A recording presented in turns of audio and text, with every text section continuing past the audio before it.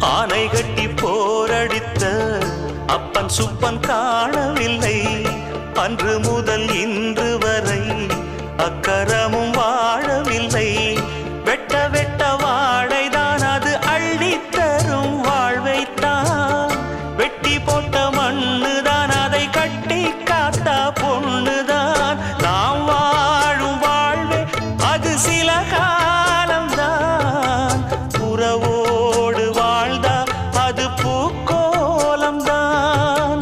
கெட்டாலும் பட்டாலும் உன் பேரந்தான். என்னடி ஞான பெண்ணே உண்மை சொல்லடி ஞான பெண்ணே.